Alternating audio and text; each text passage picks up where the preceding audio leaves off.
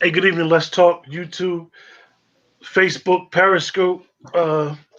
Tonight we having a discussion with two of my esteemed guests have joined us for this great discussion that we're trying to have, as well as we're gonna have a couple people that may join in. The topic tonight is going to be athletes in the age of COVID and activism. So tonight we got Coach Dwayne Morris. What's up, Wayne? What's going on, Q? All right. Stacy? And we got Coach Stacy Townsend, you know, Fellas. coach, D1 athlete. Um, how's everything, Stacy? Everything is good. Thank you for asking. How are you guys doing? That's good. How's dinner? Doing good, doing good. Yo, why you put me on blast like that, Put bro? on blast. Dinner is good. Dinner is good. I put it on hold for the show, so I'm good. And I did, Dwayne, I did get a Juneteenth text from Stacy as well. Well, that's a good thing. It's When I wish I had your number, I would have sent you into super important. We'll make sure. So we'll make sure we pass that on before. Yeah, we'll make sure. Today's absolutely. Absolutely. So I wanted to discuss with you two as well as a couple other people that may join the show. We're at a time in our country where activism, protest is at an all-time high, as well as we're still in the middle or the beginning stages of a pandemic. We haven't had a pandemic since 1918, and the only sport that was being played back then was actually baseball, which is interesting because the NFL just celebrated 100 years, right, Dwayne? Yeah. So I want to ask you guys, where do you guys think we are at now? Let's talk about basketball for it first, because each sport is different. Each sport has its own set of circumstances. Where do you guys think we are at, far as the NBA and what they plan to do? You mean as far as restarting or the restarting and the activism? The NBA, I thought they had a good plan for restarting until the numbers doubled in Florida with COVID-19. So now with Florida basically being a hot spot, I see more players. I see that a player from the Wizards, I'm sorry, I can't remember his name, but he said he's not coming back. He's staying. He's a foreign-born player. He's staying home. Also, late this afternoon, Trevor Ariza said even if they restart, he's not playing.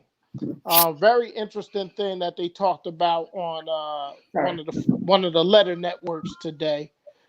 Jay Williams basically said he's hearing from a lot of NBA players that they're scared and they don't want to come back.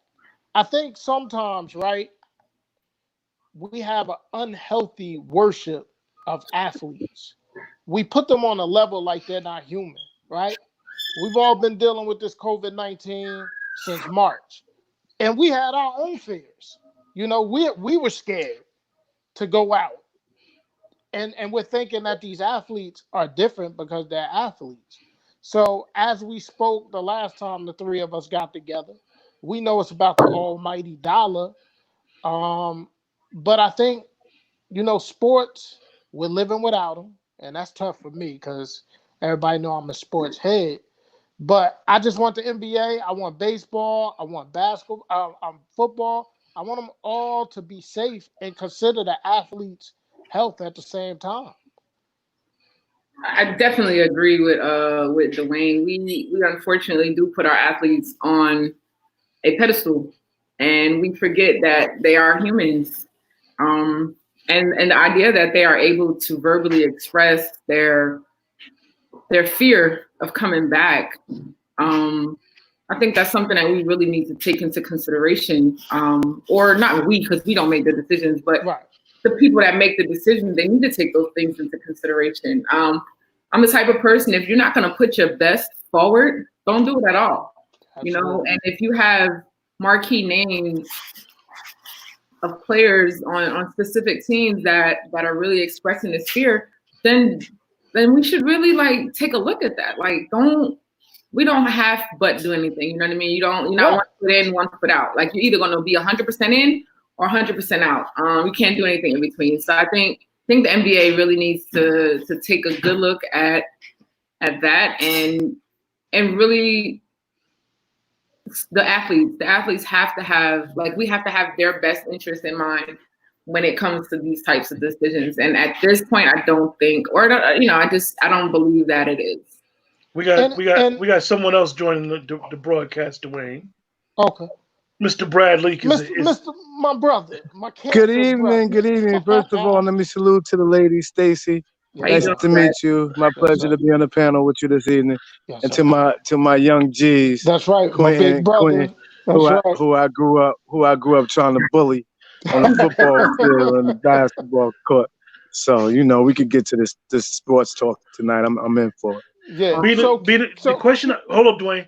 The question I presented to Dwayne and Stacy was, we're going to talk about basketball, but athletes in the era of COVID and activism, like right now, basketball is saying they want to go forward, and like Dwayne said, the numbers in Florida doubled over the weekend. So Dwayne and Stacy had both said that if the players aren't 100% behind each other and 100% feeling safe, then they shouldn't do it. But they're supposed to be in the bubble. Well, they're supposed to be in the bubble, so I don't know why they're concerned about anybody on the outside. Are you going to tell a 21-year-old man with $1 million+ in his pocket that he is going to stay in a bubble that for 90 days and his hormones are supposed to be put aside while he goes out and scores 50 points, and there's nothing he wanted to do more than score 50 points in front of that girl that he's been liking on? You think he's going to stay in that bubble? That's why the athletes don't want to go. They're going to have women in that bubble, and at some point, there's going to be so many athletes bringing women into the bubble, it's going to be allowed. And so this is it's all bad. It's just all the plan of it is just, it's unrealistic as to human culture. And I agree with you, but I also think we have to consider these guys have not played in months. Right. So you're just going to throw them back out there and think they're going to be performing at their best. You look at it now, right? We're almost done with June. Their season would be over right now. Right. The finals would be complete, right? So then their season starts back up in October. Man, just call this 2020 season a wash. Start back fresh in October. Right. That second wave is real. I want people to understand. The second wave is real, okay? Because flu season is real. There's a second wave of flu season. Some people haven't even gotten through their first wave. Like Florida is just getting the hit of a major wave. So a lot of states haven't even gotten through their first, and we worried about second. Now listen, a lot of people were knocking Governor Cuomo and Governor Murphy, but hey man, I think they did the right thing shutting us down. It shows that we flattened the curve. I know it's been hard. It's been hard for me too. But Florida opened back up. Well, Dwayne, you're not on lockdown anymore though. There's no quarantine. Quarantine's lifted. I'm gonna ask you guys a question. Okay, well, you were still talking like we were still under quarantine. Like as long as they did it, but the quarantine's lifted. Yeah, we saw that with all these protests. So I'm gonna ask you guys a question about about one of the issues, and you guys could tell me how you feel about what LeBron said and what Kyrie said. I'm gonna ask you guys a question. Do you think, in each one of you's personal opinion, do you think that they can speak better on their platform whether they're playing basketball or not? So I just, I had this topic this weekend, right? And same question, but it was more or less, can the NBA players do both, right? Can they be athletes as well as speak on the issues that are plaguing our communities? And it's so interesting because I personally believe they can do both. There's an advantage. There's an absolute advantage of them doing it right now, being as though they are the only sport that will be on television that means all eyes are on them. So they have the opportunity to the branding that they want to, the narrative that they want to move forward with the issues that we are facing, police brutality, racism, whatever it is that they want to speak on, they can do it on that platform because they're the only ones that's going to be on television. They're not competing with football. They're not competing with baseball. They're not competing with hockey. So if they're going to do it, this is the time to do it. Again, you can't do it though with the 19th player on the bench. Nobody knows him. Ain't nobody listening to him. Ain't nobody paying attention to him. So I was reminded this weekend also, just because you have a voice doesn't mean that you need to be using your voice in this manner. Bingo. Everybody shouldn't be speaking out on it, especially if you're not willing to fight the good fight. You know, and you can't be willing to fight behind scenes when it's convenient. But now when the cameras are back on, it's like, nah, I'm going to be back to my basketball self and I want to shut up and dribble. You know what I mean? You can't argue to shut up and dribble when somebody tells you to do it, but now it's time to shut up and dribble when that's what you really want to do. So, you know, I think I don't know, it's to each his own, really, to each his own, but I think they should take full advantage of this opportunity to protest. I agree with Stacey. I mean, for those that want to speak, let them speak. You know, LeBron, he's always has something that he wants to bring to the table. But I think we got to stop looking all the time for the athletes to say something. We know right from wrong. We see it. And it's always like, why is this person silent? Why is they not saying anything? It's sort of like what Dave Chappelle talked about in 846. Like Don Lemon, where the celebrities at? Well, why do you really need to hear from the celebrities? Right. You see what's going on. You know what it is. And I think sometimes as a community, we put too much on these athletes to be our voice instead of being our own voice. Right. And I know they got a bigger platform than Dwayne Morris has, right? And for the basketball players, these press conferences, everything, they got a lot of FaceTime. But I'm not going to knock, for years, they knocked Michael Jordan for not saying or doing enough, not knowing what he was doing behind the scenes. Like, for those that want to be out in front, good. But let's not look for everybody to be out in front. I couldn't disagree with Stacey was going, and then I think Stacey, I couldn't disagree with Dwayne though further, because what's going on in America right now, if you're paying attention, and I think as Black people we're missing it, is the economic impact that we're making right now. And you have to hold these athletes accountable for the corporations that they have an economic relationship with. So when CBS is going to air this league, when ESPN is going to air this league, that gives them an opportunity to make ESPN give them a platform to say X, to make CBS give them a platform to say X. If Nike is wearing my sneakers and Nike is buying commercial time during the time of broadcast, that gives them an opportunity. So I couldn't disagree that this is a greater time. Everybody, can you imagine a Colin Kaepernick, his commercial that was before? Imagine the ones coming up. So no, we absolutely need this voice. I just don't think they're going to be able to get it done from a health standpoint. I just think it's going to be impossible to put these guys in the bubble. But to not take advantage, to push them athletes in front of that corporate dollar to say what we want to say would be foolish. But to your point, and that's a good point, but then you'll have a person like LeBron who knows his bread is buttered in China. And he didn't want to speak out on that situation because he knew that would affect his bottom line. So they can't pick and choose what they want to talk about. You know what I mean? I agree with you. No, I think you're changing. I love you, Dwayne. You know? I love you, Dwayne, but I think you're changing the argument. The discussion is whether they should be talking. We can then have another conversation about what they should be talking about. I get it. But whether they should be talking, and right now we're not talking about China. LeBron, all these guys are speaking out for Black Lives Matter. Right now, we only talk about Black Lives Matter. That's it. That's all we need them to be talking about in July 31st is Black Lives Matter. Let me ask you guys a question. We see that a lot of these corporations are doing stuff, Amazon with all their programming, Netflix with all their programming. Do you think that, okay, if I say I'm gonna give $100 million to a Black Lives, and we discussed this before, like, are these actually tangible things that's going to change the wealth? Because the wealth gap, in my opinion, is the biggest issue in this country. And if you don't change the wealth gap, it's going to basically be the same thing. It's a certain percentage of us going to have money, and then with the lower class is going to continue to be who they are. Uh, Basically, people, predominantly people of color.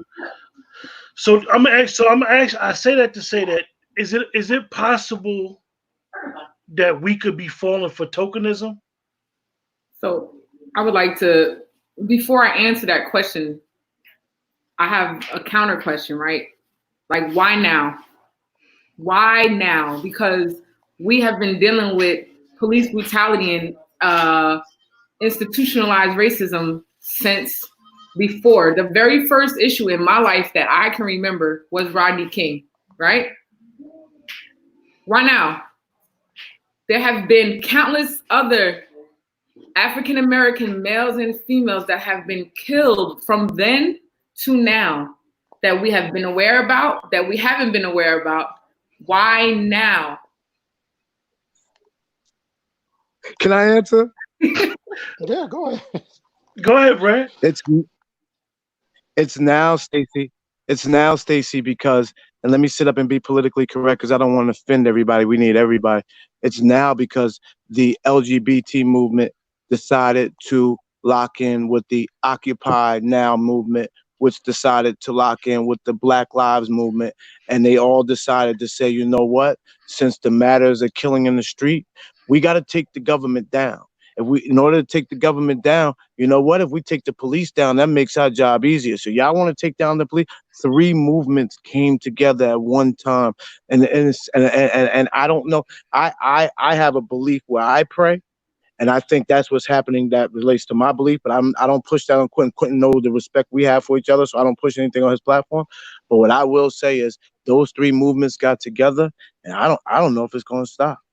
That's my answer. I'm not talking about like worldwide. I'm talking about from the athlete's perspective, right? From the professional athletes, from the student athletes. Why now? Why are we so willing? I mean, people went 3 years. What? Kaepernick's been out of the league for 3 years, right? Well, Stacey, I can tell you, I can tell you, I can tell I'm you not that understanding the question. I do believe in partial what Brad said. I do agree with him. I do believe that it's an election year, number one, and unfortunately, because our ancestors were who they were, and we've seen these type of things before, I'm a very optimistic person, but I'm very pessimistic with this situation because I don't want us to get caught holding the bag, sort of say. And like you brought up the one issue, I mean, police brutality is a small thing in white supremacy. That's a small issue. What's going on? Like, I don't want that to get missing. In okay, we getting small policies in certain areas changed with how they're gonna be policing, but nothing major is going on. Congress is still sitting around, putting on these symbolic gestures, and it's like, okay, I'm all for it, the Confederate stuff coming down. This stuff should have never been put up in the first place, right? Because I've never seen ever in history where the losers got honored Right. in any war. Mm-hmm. So right. I'm very judgmental and very cautious of what's going on. And me, I'm kind of like really like I don't know. I know that I just think that we got to be very careful of getting our voices heard mixed with other people's movements because what's going on, I don't know if a lot of people know, and I know Brad, we don't like to talk to politics, but they're trying to get that Equality Act pushed. I'm not saying I agree or disagree with the Equality Act, but I don't want us as black people who got to this point, got to this moment, to get left at the altar again. Because if we've been here, but before. we gotta let Stacey respond because if she's not connecting us, she's not going to understand what we're saying with why now. Why it's so important right now? Because there's so many people that want what they want right now. The timing for somehow just lined up perfectly, and the iron is hot. So it's time for everybody to strike that iron while that iron is hot. That's why now. So well, with Dwayne's point just now, with like what I've seen happening in these last 4 or 5 months is the emergence of African Americans looking to build their communities, right? Whatever their respective communities are, supporting Black businesses, purchasing Black, keeping the dollars in Black communities, Absolutely. Creating Black businesses, creating Black platforms, creating Black, right? Like, and that's huge. So from that regards, I definitely understand why now, right? Because this is the opportunity. It's not too many people, Black people. One, we shouldn't be on unemployment because most companies are going to want to hire us because they don't want to face discrimination charges. But two, if we're trying to build businesses, most banks ain't denying us anymore because they don't want to face those discrimination charges. So this is a prime opportunity for us to move. My whole question was, why from the athlete's perspective? Right. Why is Kyrie Irving now, all of a sudden now saying, I'm not playing, it's bigger than me? It was bigger than you last year. It was bigger than well, Kyrie, well, first of all, you got to step back and look at who's saying what. So I do, when they have that much money, I do pay attention to the messenger. Usually, if it's just if the message comes to me humbly, but if you speaking to me because you got a platform and a lot of money, then I am going to pay attention. Kyrie is not playing anyway. He's out for the rest of the season. Once he found out he wanted to play the season, until he found out if you were out for the season, you couldn't enter the bubble. So him and KD could not enter the bubble. Once he couldn't enter the bubble, he changed his tone and said, let's not play. Kyrie's not playing the season anyway. Right. So you have to listen to the message. His message has no end. So once you knew he was willing to play, once he knew he could sit on the sidelines and enter the bubble, once he couldn't enter the bubble, he didn't want the season no more, his integrity shot. Well, but you gotta be careful. Sorry. I'm gonna ask you guys a question. Q, let me just say this on Kyrie also. You got to also understand the position that Kyrie holds with the Player Association. Right. He's the vice president. So when he was doing this talking, he wasn't even talking to the president, who was Chris Paul. So there was a mixed message. And that's what I was saying about with these athletes. Who's going to be the one to talk? Right. Because you can't have them all talking because they all got different agendas and different messages. Let me my thought. Okay, so Stacey, when we, I'm glad you asked that question. Why now? Let's compare it to the only thing that we could remember from when we were younger is the civil rights in the '60s. Wait, hold on. Who can remember? Stacey's young. Don't be putting those 60s on. We are very clear. Quentin can't remember. Remember that. Quentin's not from the 60s either. Don't pay him no mind. Quentin barely made the 70s. We got to remember, Martin Luther King got killed in '68. I wasn't alive then. His blood was still running down the street when I was born. I was born in '74. I wasn't even I don't know. But let me ask you guys a question.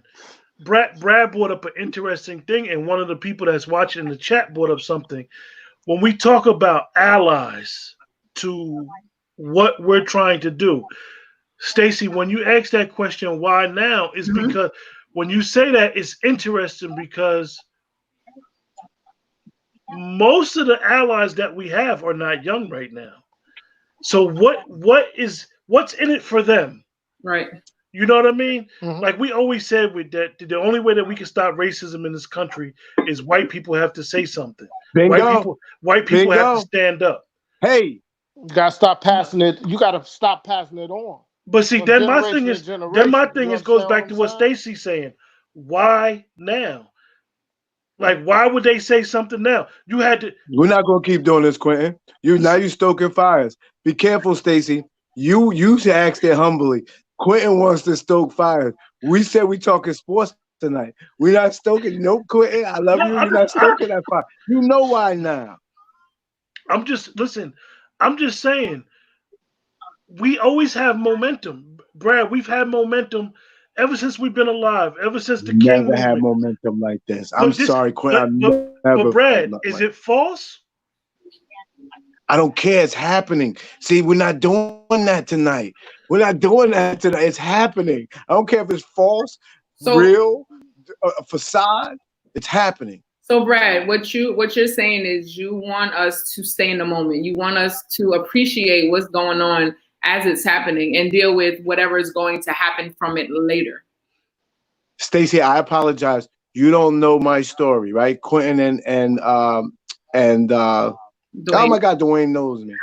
So I got to go to college. Yeah, that's my homie, Dwayne. There's nobody better than Dwayne. He's the greatest. Oh my God. So I went to college on an affirmative action program. I decided, like in 10th grade, hey, you know what? I want to go to college. They said, okay, come take these classes. It just happened for me.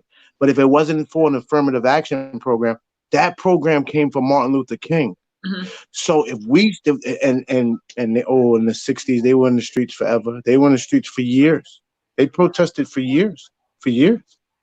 So if I was able to go to college because they protested for years, and now we're still going to college on the program that I went through, you now any kid can go through the program I went through.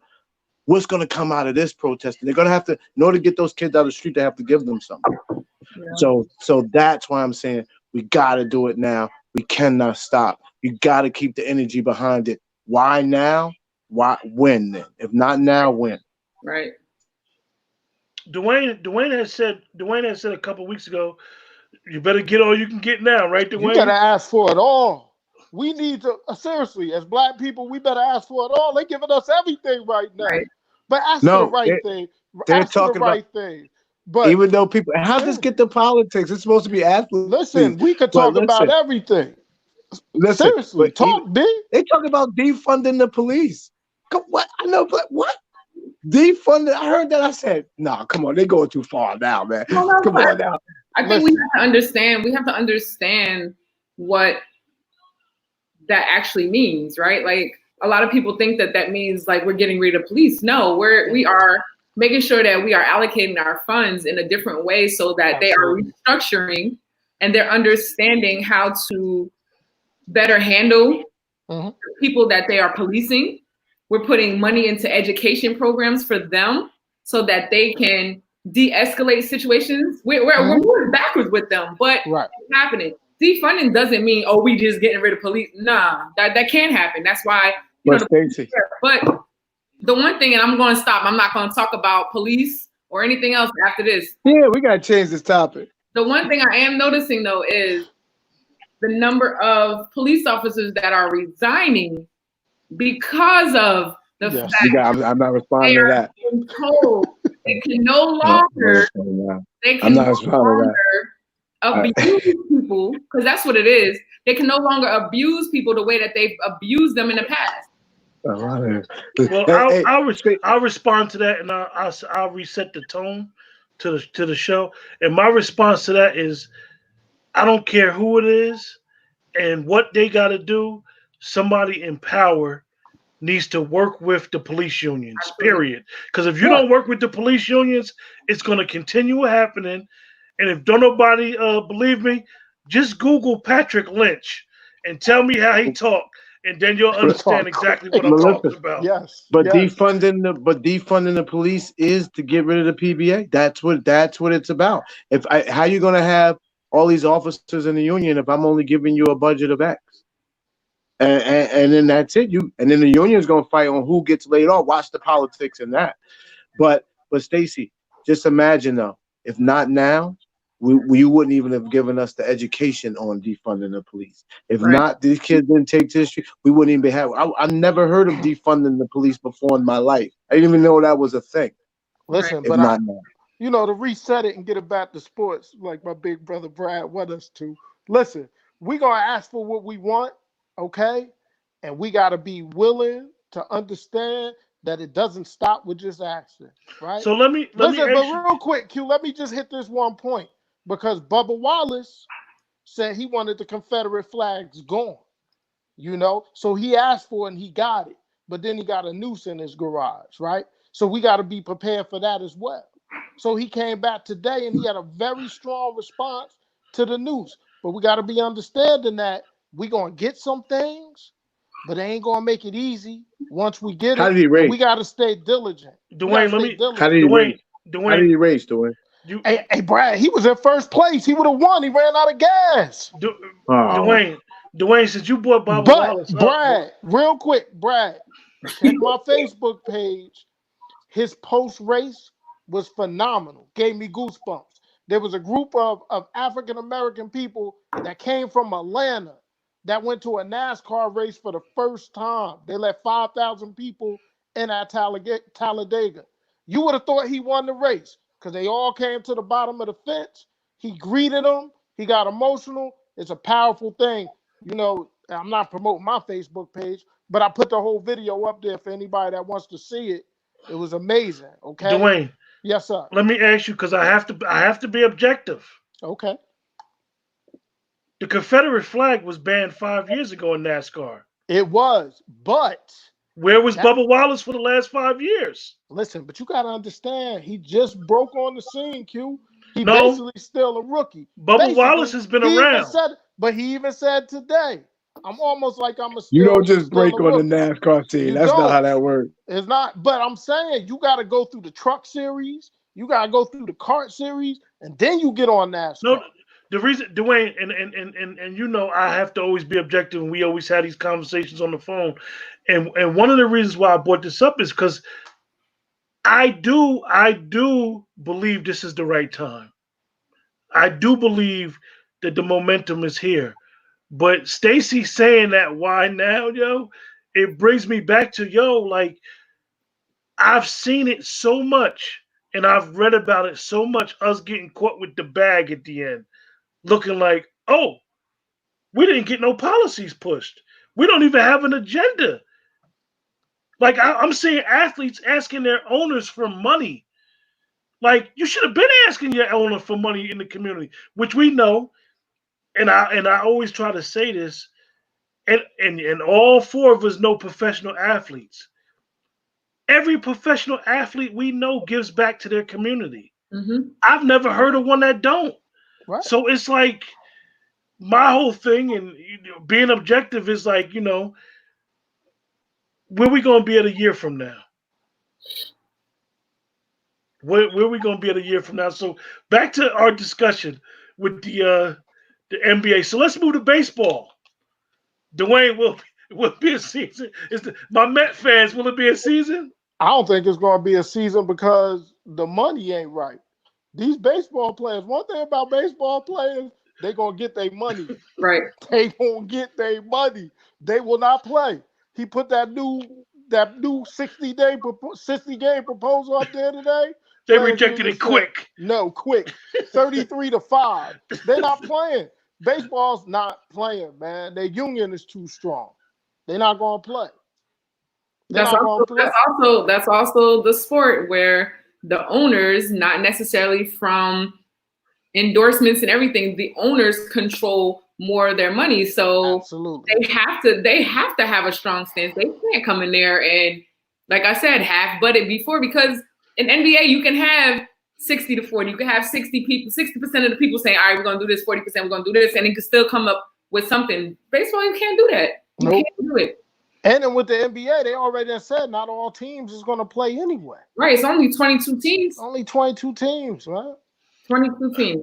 Mr. Matt, you ain't got nothing to say about this over there? Nah. I think but the players are a little shallow-sided too, because if no one comes back to the game, there's not going to be any money in the game. So absolutely, they're going to have to come back. If they plan to hold out like the way they're holding out, they better come back and give an amazing product. And with baseball, it doesn't happen like that. So the first 2 months, they're not going to be playing well, and all that holding out for money. So baseball's gonna have to give or take, man. These batters, a great batter is 375. So I don't know. Not even. You get 375, you are great. You Hall of Famer, first ballot. 300, you get 3 hits out of 10 at bat. So in a sport where you tend to make more mistakes, then you and it's slow. I think they're risking their value. Oh yeah. And they already have a marketing problem that's just disastrous. Definitely when it comes to the inner cities and stuff like that, and the minority baseball players. A lot of our Latino players you know, first thing they do is when they get that bag, they go back to their village and build that village up. So, absolutely. I mean, I feel like that's what it should be about. That, you know, somebody gave them the opportunity to come here, play, make this money. You should take it back home and build up your community and build up a product there. Well, we could get to NFL. We got a professional football player in the panel right now. Yes, you know. Yeah, come on, Stacey. You might as well say you play professional. I'm looking around like, wait, who y'all talking about? We talking about you. Yeah. Listen. You know, I can't talk to y'all two. Brad, who is your team? He's a Cowboy fan too. I can't have this conversation. This is not even fair. No, Dallas Cowboys. We're being very objective. So what do you think about the NFL, Stacey? We see a lot of we know that the three of us know the game. We don't do that homeless stuff. Yeah, nah, we don't. We see a lot of the college players tested for COVID. LSU had like 30 players. Alabama another 50. I mean, it's really like Clemson had 23. You might as well just say everybody's exposed. It's just, you know what it is? It's just right. I feel like so we can use Dallas as an example because it was reported to me when I was talking to, I think I might have been talking to my son about this, but so I didn't know, and it makes sense, right? So a few of the Dallas Cowboy players has been working out all of this time, right? So it makes sense that now when they're talking about preseason getting ready to start or things like that, and they have to get tested, it would make sense if somebody like that tested positive, especially if they have been working out in groups or, you know what I mean? Because you can't contain that. But from a collegiate standpoint, you are talking about 100 plus players on a program, plus the 50-something coaches and personnel that travel or that are in contact with these players. There is absolutely no way that college football can take place this year. It just can't. You're not going to be able to contain this disease. You're not going to be able to keep it the way that you need to keep it in order for us to move forward as a country. It's not happening. You're talking about Dorans. I think this brings us back to the discussion we had last time about absolutely. athletes coming back versus the regular students, right? Like you can't do it. The student athlete, football players particularly, that's just a lot of people. Y'all gonna think I'm crazy because Stacey, I'm getting to know you, and Brad and Q know that I'm a sports head. Is what I do. I don't think there should be any sports in America until 2021. I don't think there should be no basketball, baseball, or football. Because what's going to happen is potentially... You're talking about at any level? Any level. Because to your point, how are we going to contain this if there's an outbreak? All right? If 4 Dallas Cowboys test positive on a Thursday and they're supposed to play Sunday, how you playing that game? Right. Especially if it's your 4 starters, your quarterback, your 2 wide receivers, and your safety. You're not replacing them in a 2-day period. So basically, Stacey and Brad, me and Dwayne had talked that basically, if you're a smart coach, you basically have to take your backup quarterback and keep him away from the team. Keep him away from the team. That's what a lot of coaches said they was going to do. And Stacey, come back to college sports. I have a daughter on a full ride to UConn for track and field. So every night, I'm like, we're like, am I sending this girl back to school? Like, is she gonna it's as a parent? It's heart-wrenching. It's heart-wrenching. Yeah. It's tough.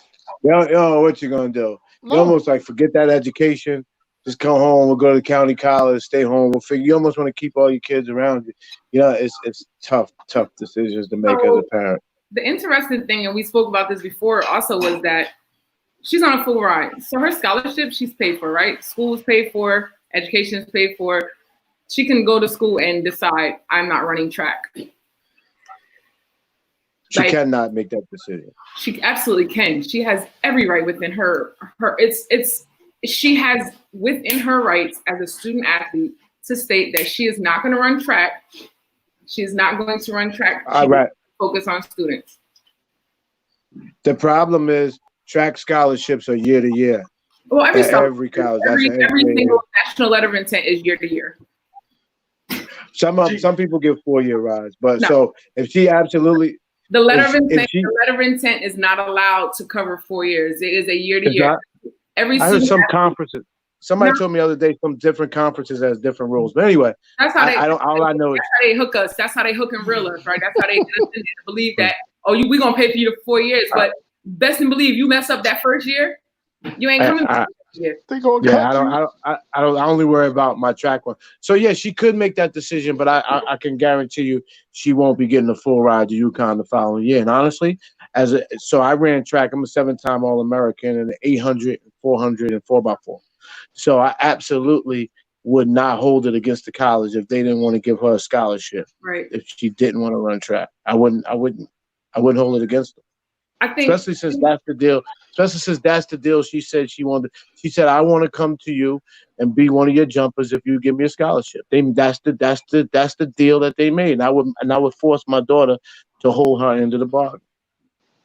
But I think the humanity part of a coach, an athletic department, should understand the decisions that these 18, 19, 20, and 21-year-old students are being forced to make between their health and are you talking about in the COVID environment? Jumping. Yeah. We're not talking about activism. Oh, I didn't know what you were talking about. Are you talking about in the COVID environment? I think if they can't, I don't think there's going to be a season. I absolutely don't think. I don't know. Hold on. Let me go one step further. I don't believe my daughter is going to finish her college career more than 2 years on that campus. I don't believe she's going to school in September. No. These colleges is not going back in September, people. It's going to be January at the earliest, man. And see, this is the thing. I think we're thinking the COVID fight is over. It's not. We still in the midst of this thing. And not to jump around, but let me ask y'all a question, Q, if I can ask the question. The Liberty University athletes who are now transferring. Mm-hmm. Are we aware of this? Do you all know why they're transferring? Yeah, they said the school because of the president and his comments regarding the social injustice and some of the other things. They are making a decision to transfer because they just feel as African American athletes, it is no longer the right university for them. They all of the athletes. It was a girl basketball player. And now it's 3 football players. They all say their coaches is great. The training staff is great. They love everything about the university except for the president's approach on social injustice. So for me, Dwayne, this is why it's super important that when you're being recruited as a student athlete by these coaches, that you know who's around in the school as well. Like you could do, that's research. That's simple research that you can just look up and look and decide or research and see who is who.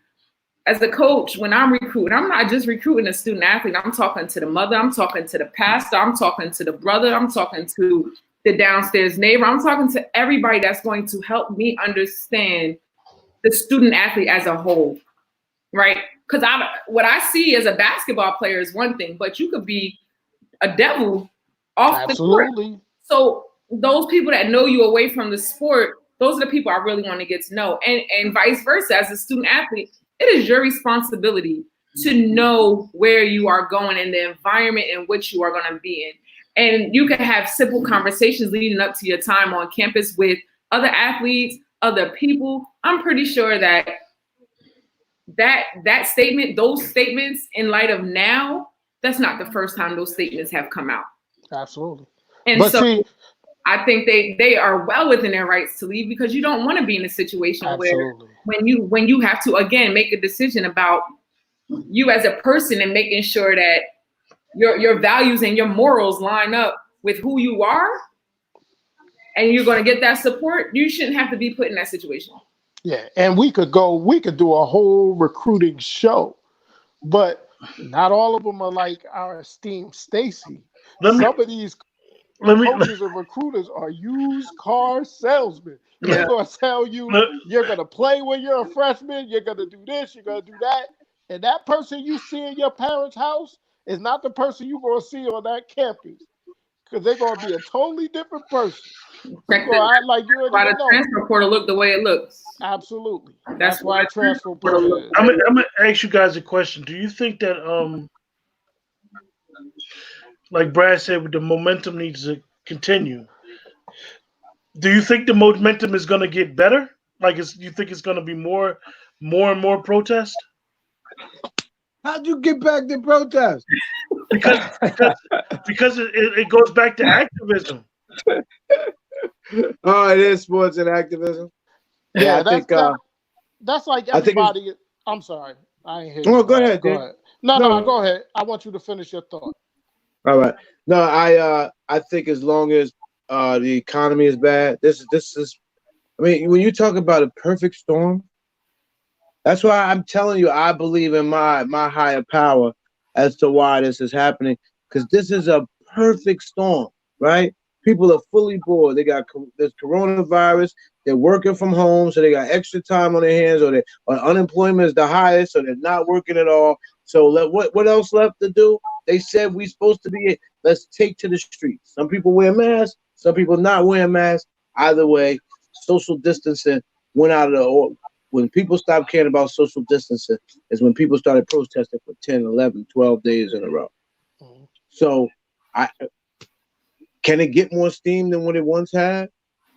Probably not, but can it stay going for a long time? As long as the economy stays bad, as long as coronavirus stays around and we have restrictions on stuff and people are bored and there's nothing to do. There's no bars. Is there bars open anywhere? We're in Florida only, right? A couple of places, right? Yeah, but they closing them things down now too because of that. No, they're allowed to sell the alcohol. They're allowed to take alcohol out in Jersey. I know, right? Yeah, ringside. Governor Murphy said, "Easy, Dwayne. Easy, Dwayne. That's Dwayne. They're not sponsoring the show." Governor Murphy said, "We're gonna give y'all a special permit that's gonna allow y'all to sell liquor to go." You know what I mean? But Brad, to your point, never mind. Come back to me because I just lost my thought. Well, I got a question. Is an apology for Kaepernick enough? I keep hearing everybody say NFL needs to apologize to Cap. Well, I'm gonna go on record, Stacey. Because if the NFL needs to apologize as an employee to the NBA, Stacey, you cannot say this. Yeah, don't say it, Dwayne. But if the NFL gonna apologize to Cap, I want the NBA to apologize to Mahmoud Abdul-Rauf, who took a stand in the early 90s and he got run out of the NBA. And ain't nobody stand for him or have his back. Who told you the NFL was apologizing to Cap? No, I'm saying everybody's asking for it. And they gave him 48 million. They gave him 48 million reasons to apologize too, right? But that went to court. He beat them in court. He won an apology. He didn't earn an apology. He won an apology. But see, Brad, I would like to see them do something authentic. Let's see them like we're Cowboy fans. Let's keep it real. Jerry Jones needs to do something authentic for Colin Kaepernick, and then I'll believe the white man is down. So, but a good point that Brad made there, Brad, and I'm glad you brought that up because a lot of people don't know what Kaepernick did. They don't know that he got that non-disclosure agreement in that money. So everybody talking about apology for Cap. Cap okay. I want y'all to know he okay. I think that's I brought that up one day in the group, and I said, when you mix activism and capitalism, how it goes wrong, and this is why I say that I believe that a lot of the athletes, when they do want to be activists, because their position is so easy to be compromised, that they do need to do what Harry Belafonte, a lot of the actors did, and they do need to funnel their money to a particular person, and then that person be the spokesperson for the movement. I know that Kaepernick was messing with Tamika Mallory and my son, but they had a falling out about his non-disclosure agreement and him getting that money. And ever since then, they don't even speak anymore because they were actually one of the ones that was going hard for Cap at the time, and standing at the NFL offices and so forth and so on. But Dwayne, Oh, Brad done brought up Kaepernick. It done threw us all off, man.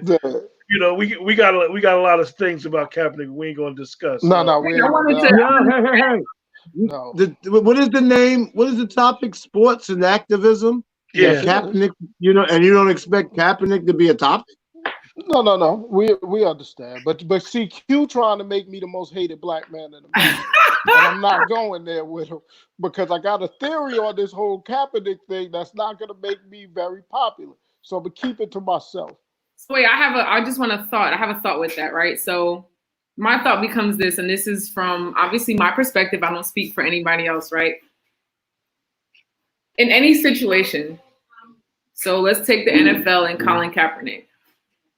You have to leave the door open for change, right? So the door's been open, right? And I look at it the way I look at it. I drew a parallel to it a couple weeks ago in a different discussion between, and I don't mean any disrespect or no offense to anybody, but this is from my world.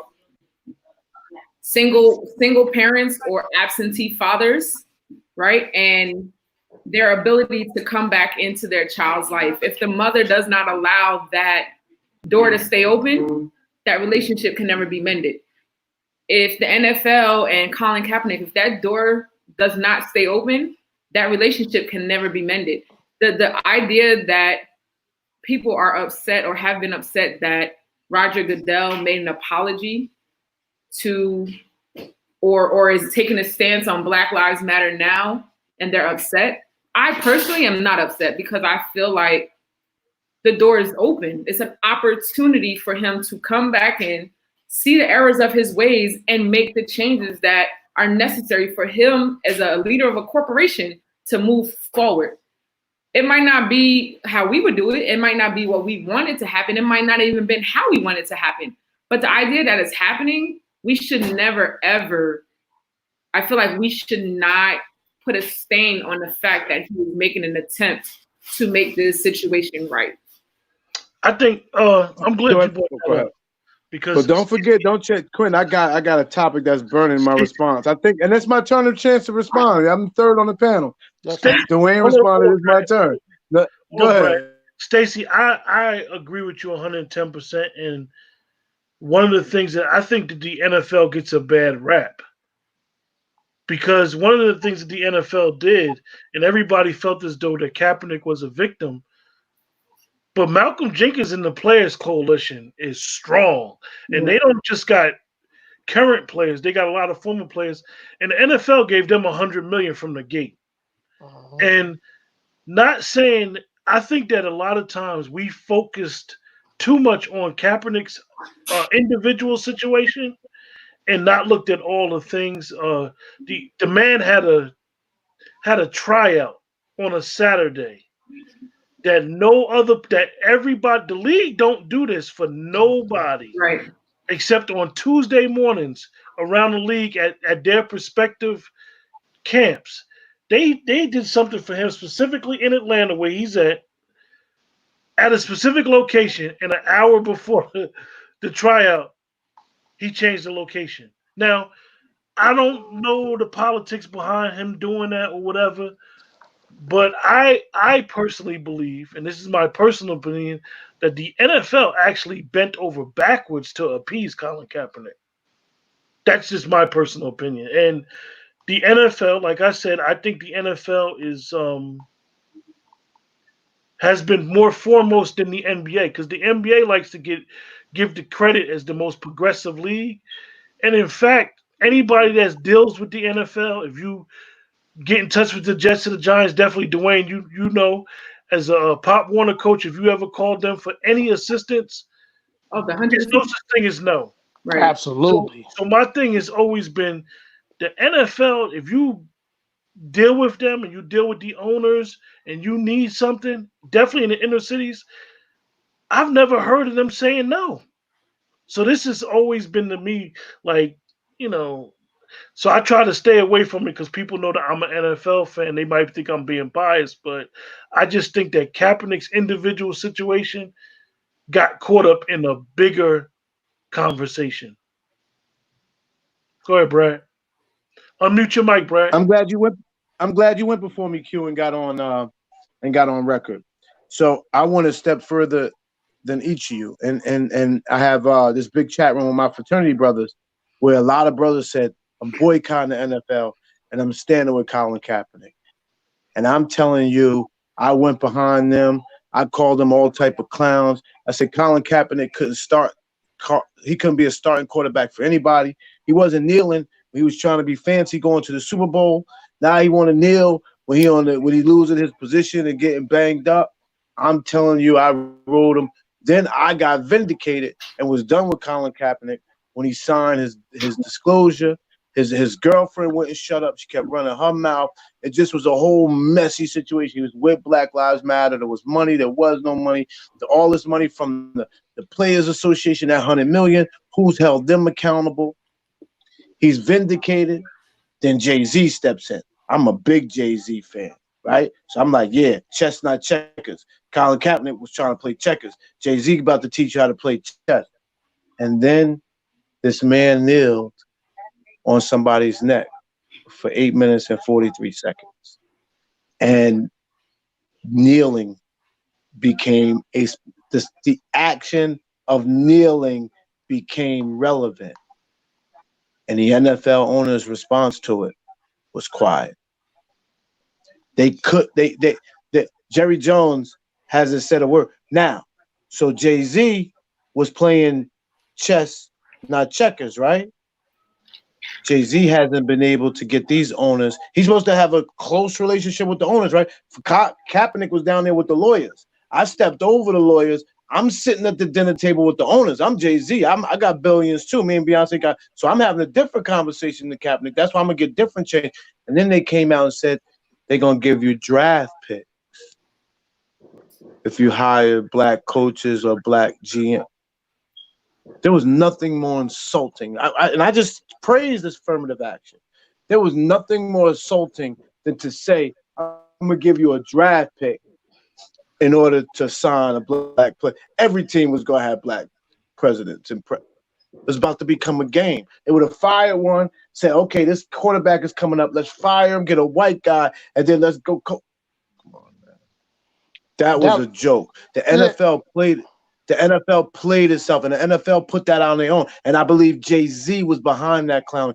Everything that's happening with kneeling and the NFL's response to kneel, the NFL needs to speak out. A man kneeled on somebody's neck for 8 minutes and 43 seconds. The NFL has not come up with that Roger Goodell clown stuff apology. They got to deal with kneeling. You got to hold the NFL accountable. And let me tell you something. Those people that boycotted, while the three of us enjoyed our Dallas Cowboys, our fantasy football, those people put a dent in the NFL. They hurt that organization. They hurt that salary cap.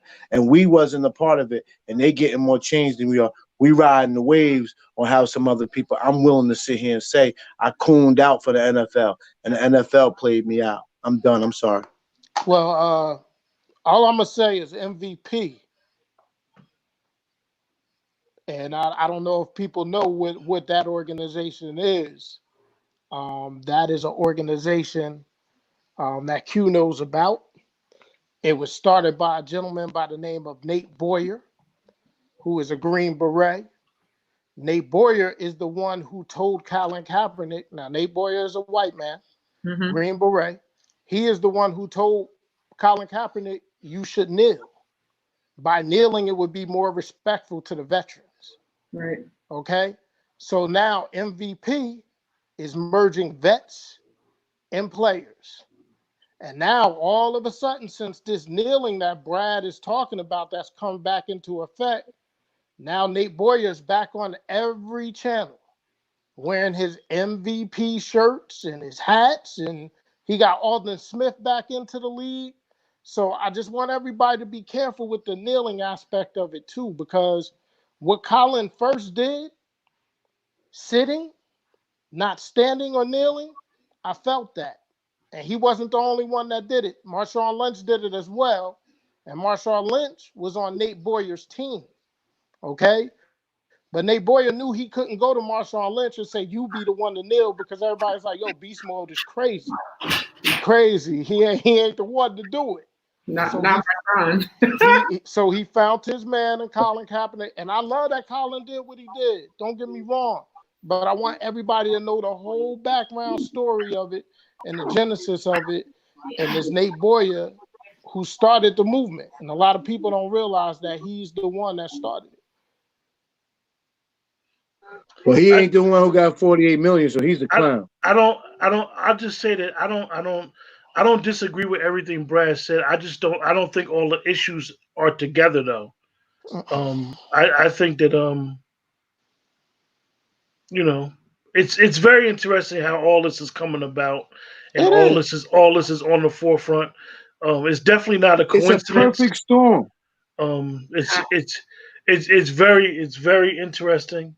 And if they use the platform now everybody, Malcolm Jenkins is now a contributor on CNN. So he took Malcolm Jenkins to that level. Has a responsibility. He's in charge of a fund, $100 million. They've had the money for 5 years until Malcolm Jenkins comes out and talked about the programs, how systemic they were, what systemic issues they addressed, how relevant were they? Well, can you quantify them? Until he comes and tells what was done with the 100 million, I don't want to hear from none of these guys. Well, and you're right. We're not asking those questions, though, B. That's one of the things 100% right. That's one of the things that's dangerous, and this is why I kind of wanted to have this discussion. Is I love our activists, I love our athletes, but I have no problem going on record saying what I'm about to say. I think Muhammad Ali was an activist who happened to have boxed.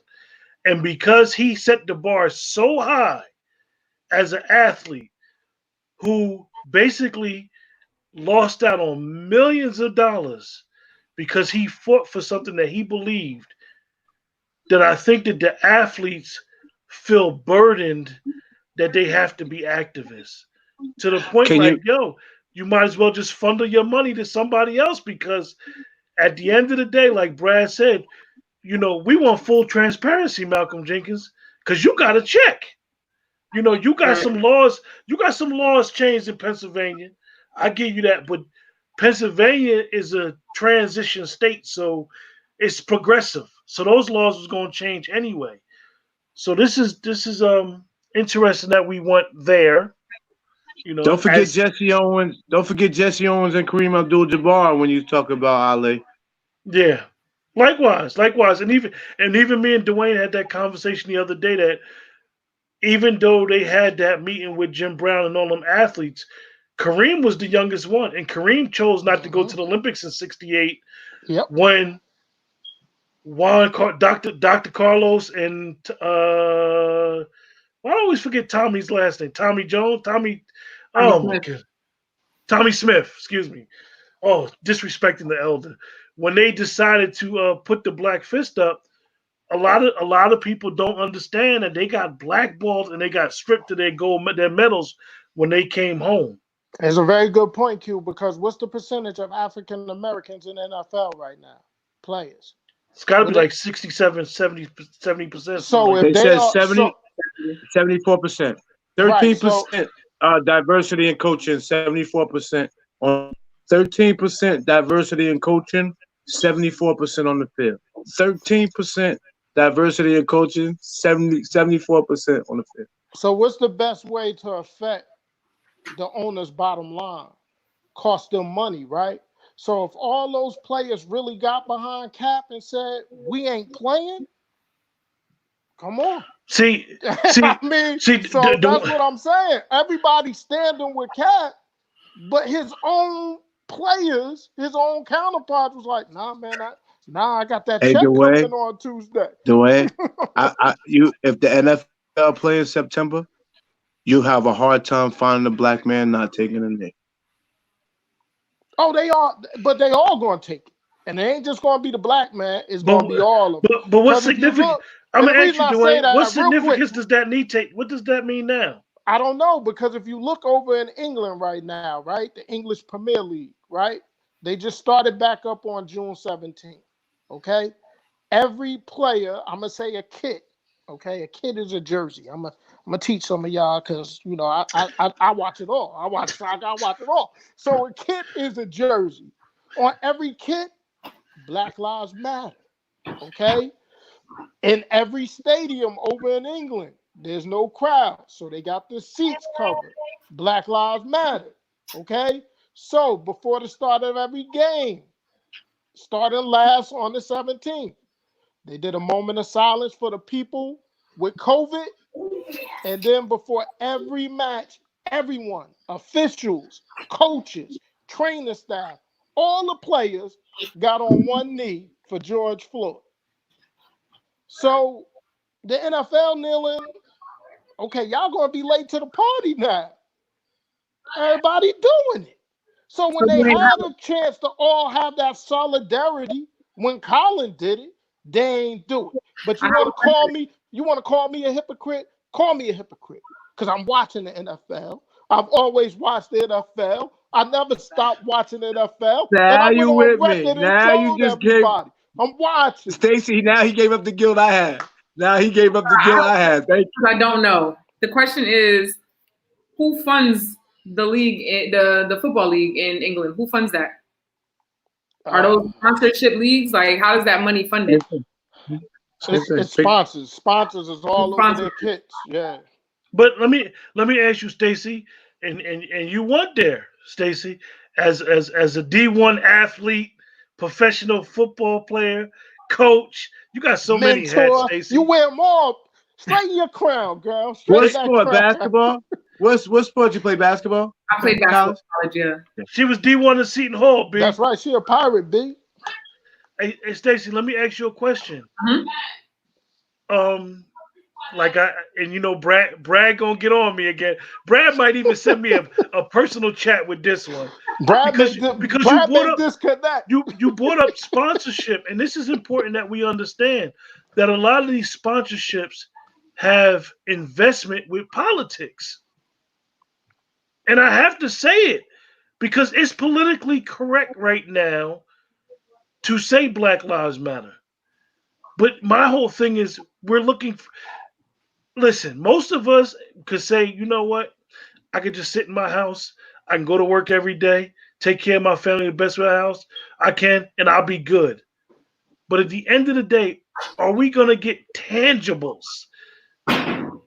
Do y'all think we're going to get policies changed? Like major policies change swift throughout the country? So I think for the most part, I believe so, right? But are we willing to accept any policy change? Or are we coming to the board with specific changes that we take place across the board?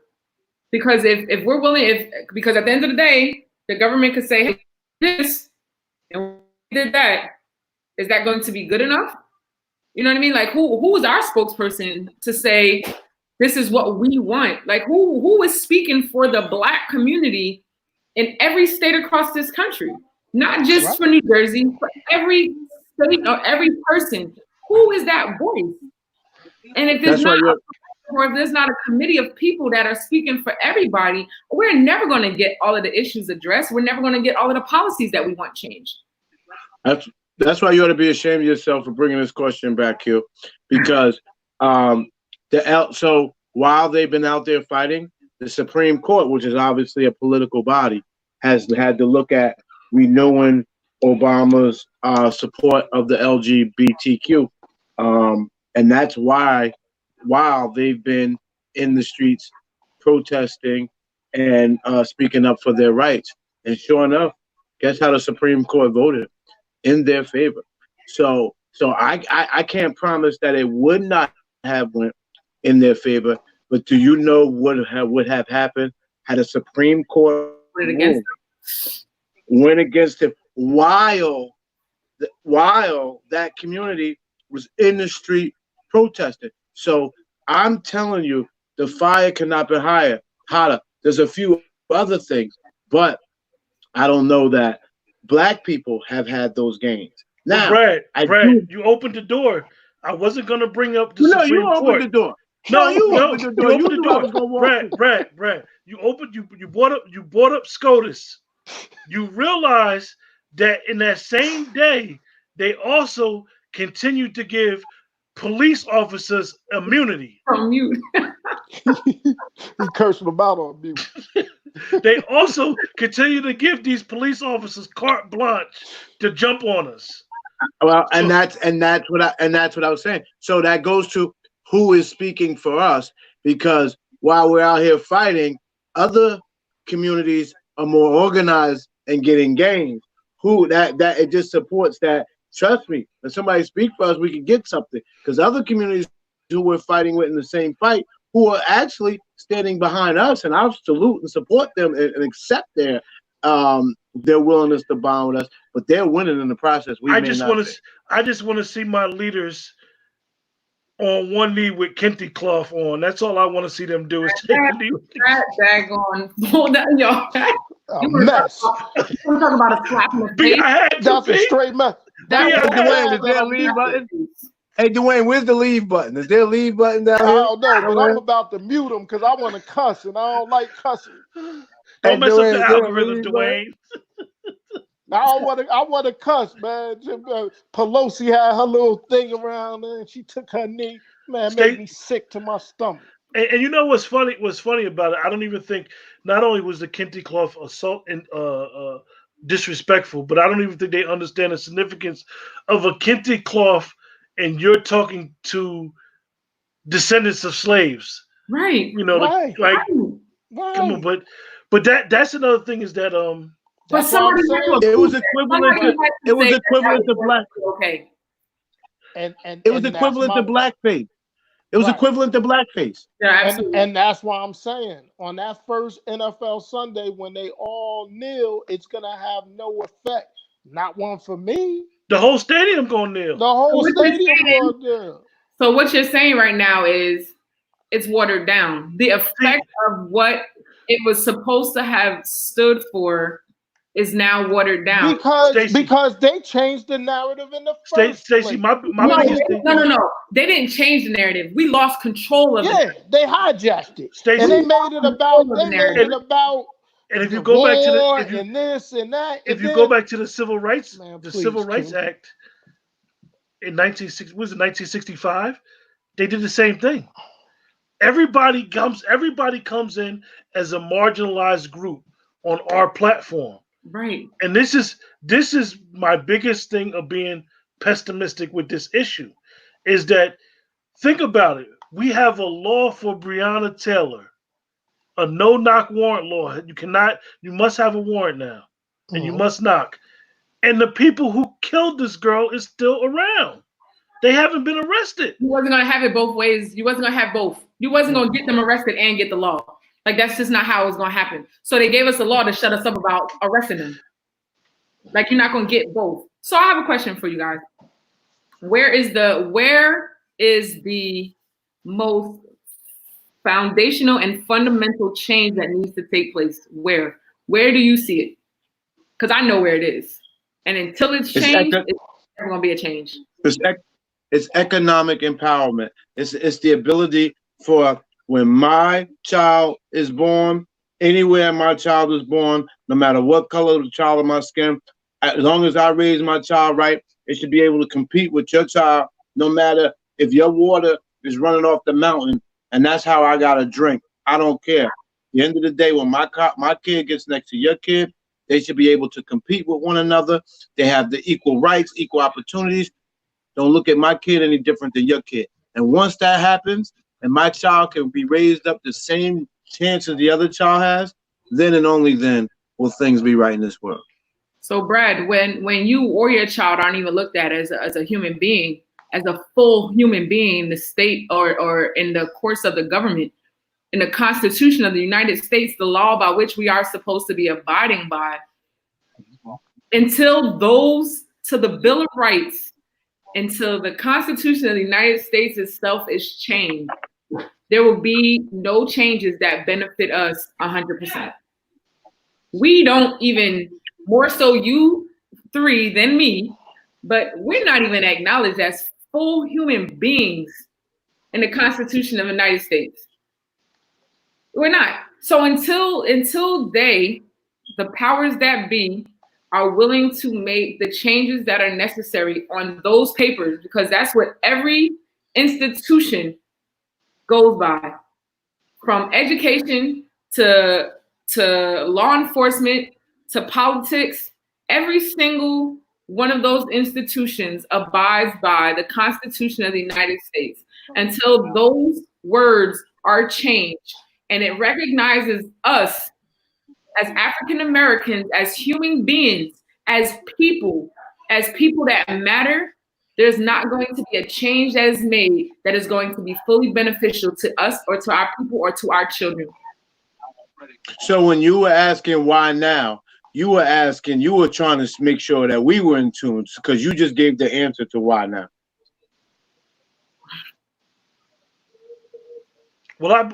Stacey, you talking to someone who believes in full, not half, not some, not 3/4. I believe in full reparations. Mm-hmm. Full reparations. 100%. And reparations mean that the leader of this country, no matter who he or she may be, publicly has to apologize and then repair all the damage that has been done to the descendants of slaves for the last 400 years. Whether it's financially, educationally, everything. It's not a matter of whether it's financially. No, it has to be. It has to be. A group of people have received the financial part to repair what they need. Think about how generational wealth, that began the generational wealth in a lot of different groups of people, except for African Americans. We know that. So not if, until when they decide that financial reparation is a part of that public apology. With the public apology, the changing of the guard necessarily, all of that needs to happen. If it does not happen, again, we will not reap the benefits of any of the changes that are systematically or fundamentally going to be made. They're not going to benefit us as a people. And this is why every time, even if you go back to the Civil Rights Act of 1866 and all the way up into the Civil Rights Act of 1965, you will see that every quote-unquote marginalized group has came in on the act that was specifically for marginalized African American descendants of slaves. They came in and basically hijacked it. Yeah. They hijacked it. I have a question, and I guess it'll be hold on, state.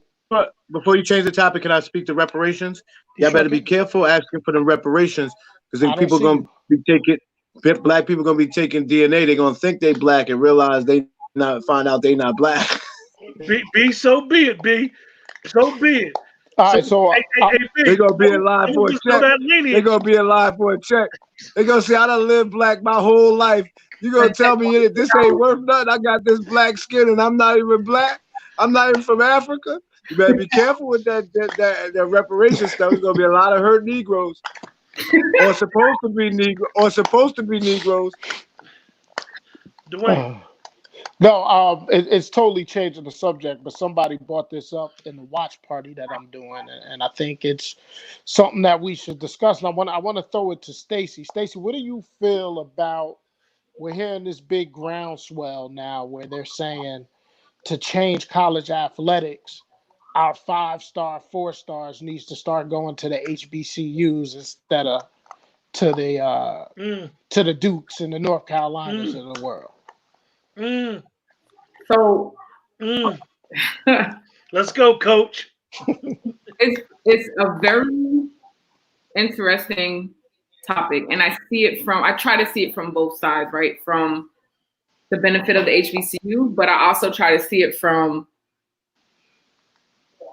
the bottom line. If we really want free education, right? If that's what it's really about, the free education part, HBCUs have to do a better job of having the money available to the student athletes. What you will run into is the facilities. The facilities is what sells these kids. Right. You could take a facility like Duke. Let's go with Okay, let's go with Duke. Duke, North Carolina. You could take those two facilities where they have professional athletes have access to come back and work out at any given time.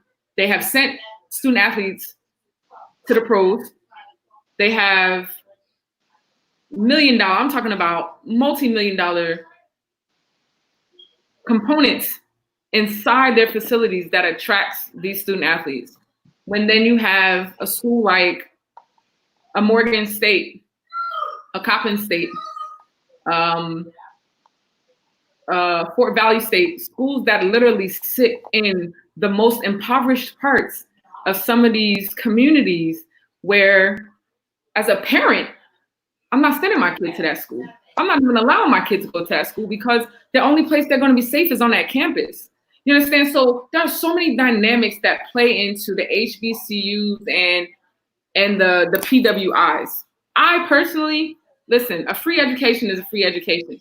Go get your free education, get into your profession, give back to the HBCU. Don't give back to the school that gave you money, because the NCAA ultimately is the organization, is the entity that provided you the funds to go play in the sport anyway, right?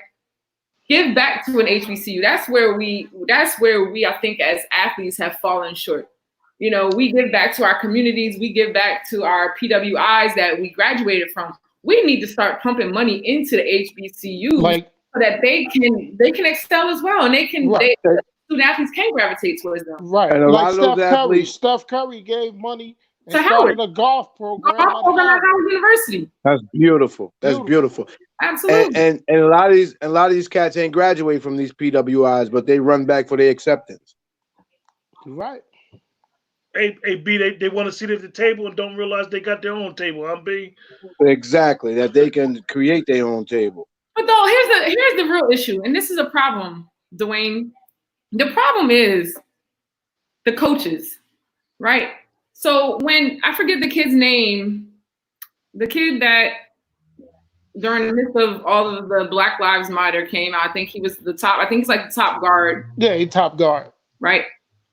It was not until he stated that he was willing to go to an HBCU that these HBCU coaches decided that they were going to actively recruit him or offer him scholarships. My thing is, if you're really building a relationship with these student athletes, it doesn't matter if you coach at Essex County College, or if you coach at Monmouth University, or if you coach at Rutgers or Seton Hall. The relationship that you build with that kid is going to last longer than 4 years that they're playing for you at a school. You are waiting, you as a coach that gets paid hundreds of thousands of dollars, okay, to recruit student athletes. You are allowing the student athletes to dictate and determine their recruitment. No, you're supposed to recruit a kid. If that's who you want at your school, you recruit them, regardless of whether they say yes or no, you recruit them. Because if it's not him, it's going to be the next person. You can't wait. These kids want to be, they want coaches to have them feel like they are needed or wanted at their programs. If you don't show a kid that, they're not going to show interest in you. So when I was coaching, and I was coaching at a junior college, I remember constant or multiple times sitting at tournaments next to Rutgers assistant coaches, Monmouth assistant coaches. They looking at me like, what you doing here? So I'm here the same reason you're here. I'm trying to get kids in my program. Right. Because at the end of the day, if they don't last for you in a year, they're going to come to me anyway. But it's all about the relationship, you know, and the worst part about it all is, right, with the social media, you got coaches mad. You have coaches truly upset that students are publicly coming out saying that they are willing and interested in going to HBCUs. Or there was a young lady who transferred from, I want to say it was Lynchburg, a school in Virginia.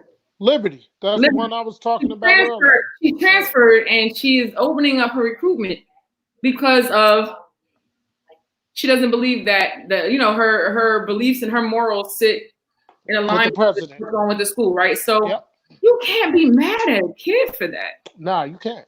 That's why I suggested that earlier. If you're truly about the student athlete and caring about them as a person, you're going to go beyond what you have to offer them in your school. What about when the ball stops? What about when the whistle blows?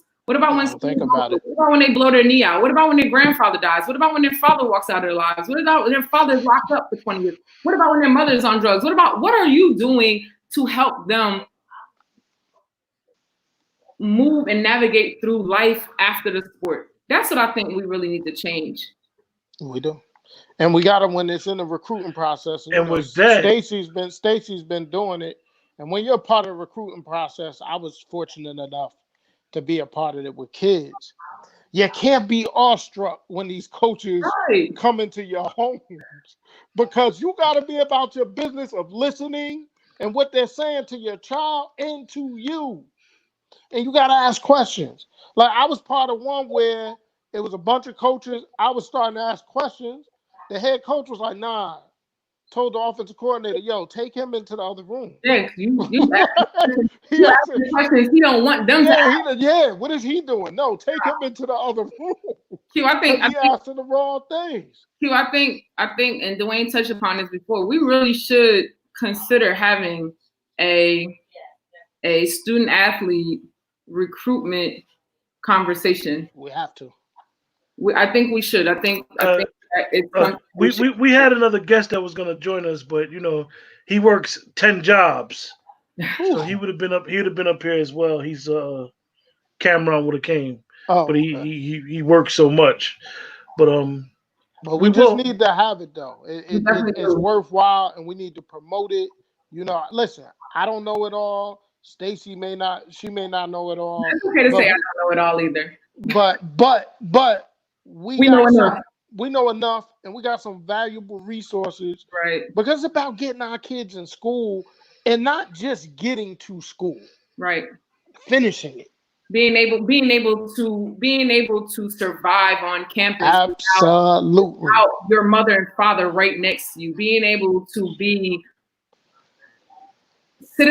contributing citizens to your campus, and to your community without having to look for confirmation from your immediate circle. No, you have to be able to navigate through life. You have to. I'm gonna work on it. Like Tracy said, the transfer portal is as big as Stacy said. The transfer portal is as big as it is because the initial decisions that are being made. Listen, we're gonna close out the show. Stacy, make sure you stay on the line when we close out. Oh, well, definitely. I all right. Do any of you have any final thoughts? Yeah, man, you set me up today with that whole. Okay, I'll close the show. You set me up, man. I apologize. I appreciate everybody joining us on. Go ahead, Brad. Oh no, I apologize for I'm in the back smoking my cigar, but just know when everybody's kneeling next year and kneeling becomes cool. Colin Kaepernick, he truly did get vindicated. Even though I hear Dwayne saying other people put him up to him, regardless, he became the face of it. He really did get vindicated by all of this, and that's the way it worked out. Okay, with that, we're going to close the show. I appreciate everybody joining us on Facebook, YouTube, and Periscope, and everybody have a blessed night. I'm breaking stuff. Good night, everybody.